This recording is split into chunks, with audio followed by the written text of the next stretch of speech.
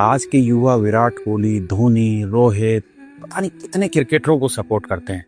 उनके लिए पोस्ट लगाते हैं, उनकी जीत पर जश्न मनाते हैं, उनके हार पर दुखी होते हैं, उनके लिए भगवान से दुआएं मांगते हैं। लेकिन जब इसी देश में पेपर लीक होता है, जब लाखों बच्चों की मेहनत बर्बाद होती है, जब एक एक पोस्ट से सरकार पर दबाव बनाया जा सकता है, तो सवाल ये है कि क्या हमारे क्रिकेटर्स हमारे लिए एक पोस्ट भी नहीं डाल सकते? एक बच्चा सालों तक तैयारी करता है, घर वालों के पैसे लगाता है, माँ बाप उम्मीद लगाते हैं, कोई गांव से शहर आता है, कोई किराए के मकान में रहकर पढ़ता है, कोई दिन में काम करता है और रात में पढ़ाई करता है। फिर अचानक खबर आती है कि पेपर लीक हो गया। आप देखिए, रेलवे में ग्रुप डी की नौकरी होती है, ग्रुप डी की नौकरी, जिसमें 1,08,00,000 बच्चों ने फॉर्म भरे हैं और उस वैकेंसी पे आज तक प्रोसेस आगे नहीं बढ़ रहा। लगातार कोर्ट केसेस होते हैं, फिर वो सॉर्ट आउट होते हैं, थोड़े टाइम में दूसरा कोर्ट केस आ जाता है। जिस बच्चे ने ईमानदारी से पढ़ाई की है, उसकी मेहनत वहीं खत्म हो जाती है और जो सिस्टम को खरीद लेता है वो आगे निकल जाता है।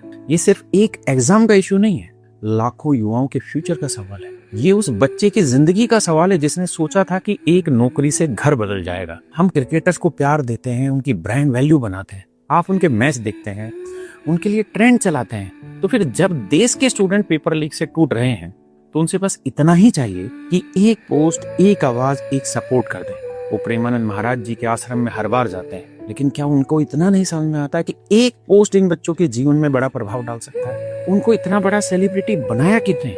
इन बच्चों ने ही, इन लोगों ने ही।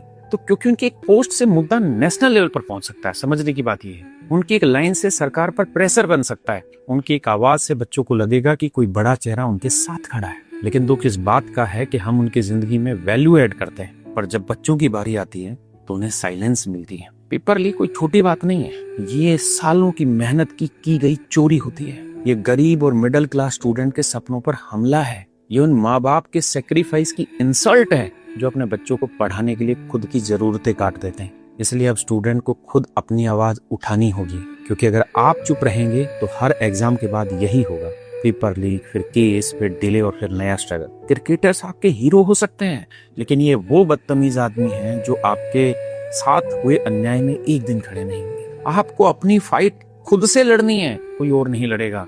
और ये सिर्फ एक पेपर लीक नहीं है, ये आपकी लाइफ लीक होने से रोकने की लड़ाई है। इसलिए खुद को समझदार बनाइए, दूसरों के लिए हथियार मत बनिए, अपने लिए लड़िए और अपनी आवाज उठाइए।